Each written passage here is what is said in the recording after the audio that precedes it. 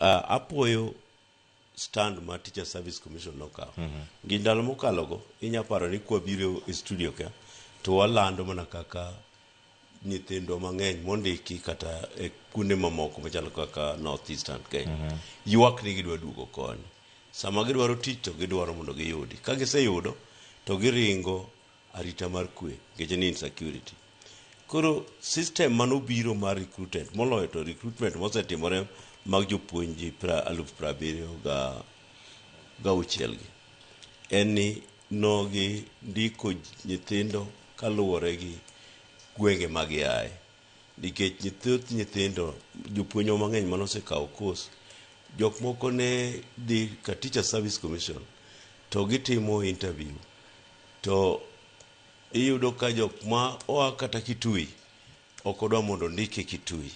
Jok ma Isiolo kata jok ma Mandera ok odwa nondike Mandera, odwa nondike Nairobi.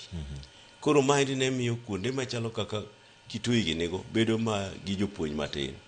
Kato kendo kuonde machalo kaka Kisumu, jopuonj ndiko mang'eny bende ne akata oko. Koro iyudo ka jowa mang'eny manokawo course mar puonj, gibe ne ok giyud tich. To kata ka osetim ni koro mondo wandik ji kaluwore gi gwenge magiaye, pod wan thurwa kocha cha ne nitiere jopuonj mang'eny manokawo course. Ing'e ni ndalo mang'eny ma Kenya osekawo atua mar ndiko jopuonj kata mose train jopuonj. Jopuonj mang'eny amana Western, Luo Nyanza, Kisii, gi partly Nairobi ka. Kuonde mamoko jopuonj ok wuoge mang'eny. Iyudo ka thoth ji dwaro tije mamoko. To jok moko bende kaka North Eastern Kenya, gin jogi manokawo tich, koyudo tich mar puonj, to ka ok onyal bedo headmaster, to odwa ni mondo miye tich mar Teacher Service Commission Secretariat, kata odhi ondike Ministry of Education. Odwaro either ka ok kamano to bed mana principal mar school. Koro iyudo kamano iyudo ne miyo nitie fuok madong' kuonde ka. Koro ne wayudo thuolo mondo odhi puonji. To kaluwore gi arita kwe mano koro osebedo ma ok ber ahinya, jowa bende kondik kuno koro giringo gi ngimagi mondo giduog koni. Koro miyo ndiko mar jopuonj osebedo level sama koro weni. Nocha nadhi Mandera kendo adhi Wajir, ayudo ka jo Wajir giwuon giwegi kata jo Mandera giwuon giwegi mokawo course mar puonj. Koro gitemo mondo gi protect staff gino. Omiyo problem mar insecurity koro kwantiere go. To Cleopas, issue mar insecurity pod nitiere. Makata sama wuoyo kodi ni Isiolo nochobedo gazetted month mar March kaka insecurity area. Kendo nitiere school moro mane onegi japuonj maluwo jalup head of the school. Kose nege, jopuonj notamore report back. Jopuonj ma Meru 3, the Teacher Service Commission okumo. To ngima mar japuonj to nolal e school. To kendo jogweng'no bende wacho ni jok mobiro puonjo kagi ok odwar gin nikech gia oko. Koro japuonj achiel mana piny mar Western to achiel bende ya Kisii. Gito nolokgi to jopuonj ma Meru 3 to mikum ni ne ok gidok e school. Koro maendi pod kelo lwasi mar tich mar jopuonj bedo matek. Gima kelo tich mar jopuonj kendo mabedo matek en kaka school perform. Gech wan kaka e tich mar puonj ka, jok moko ng'iyo ni somo ineno mana ka nyithindo okalo te kadhi university, kata okalo te ko iluonge skunde mabeyo ma ji ong'e Kenya ka. Ka ok otimore kamano, tigoni bul. Koro magi gin gik ma bende thago arita mar kwe mar japuonj, omiyo kondike to okuongo ng'iyo ni to kama ondikani ben kama dhi yude kwe maber. Koro magi tego. To jopuonj ma osetho kata mosewe tich to ok land kata ni mago bende gin ilando gi case miluongo ni replacement.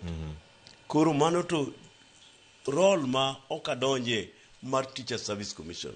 Gilando ka en senior school to gilando ni wan gi vacancy Onjiko Secondary School e English kata gi literature. Ngi japuonj mar English and literature nucha oa kanyo. Kato indiko japuonj kanyo kare. To ka en district kata mana county ma Kisumu for example, tiyudo ka giwito jopuonj kata madhi 600 modhi e retirement, both secondary, senior school to gi comprehensive kata junior school to jogo bedo replaced gibedo replaced kamano wasega tuo malach chon yande wan gi gimiluongo ni inequality luongo ni staffing morem e counties makaluo to wakaw ni higni adekgi Homa Bay alone osego atwa maloyo jopuonj 1,600 mosendiki higni adekgi to thothgi odhi e skunde miluongo ni comprehensive school kama nitie junior school mamanendo to osego atwa koro kwachako wuoyo kendo to kwang'iyo kaka staffing otimore be gi address the staffing needs mag schools ni kanyende mapod wane gi nyawo mamano koro kendo kora keto lwenyno akete desk mar Teacher Service Commission nonego beni e bank magin go mar jopuonj motrain kendo kaluwore gi curriculum mwa pursue jopuonj mang'eny pod onge field mar technical onego gikaw thuolo makende mondo gidhi gi train jok motimo courses ma kata certificate kata diploma mondo odhi okony somo miluongo ni pre-technical course puonjo agriculture and so on nikech colleges mwan gi Kenya kaendi mane certificate katinde ok gol numbers to kendo kata ka gigologi kunde mamoko be dwaro gi migepe mamoko mag economy be dwarogi koro dwaro ni mondo dwaro mondo wa implement curriculum to its fullest makoro wayie ni koro wa match quality gi numbers to kendo gi satisfaction mar curriculum needs to nego beni koro Teacher Service Commission bedo bold gibedo bold mondo giwach ni wan gi gaps machalo kama to colleges wa okose produce the number morom kendo kata ka gi produce the numbers to ok birom the needs kaluwore gi pace mwadhigo e curriculum implementation koro nego beni gikawo jogi gitero KTTC ka to gimiyo gi TSC numbers to gi post gi school mondo kanyo bo wayude mondo koro wa provide a balanced quality education. Erokamano ahinya nikech gin paro mabiro mopogore opogore awacho ni chenro ni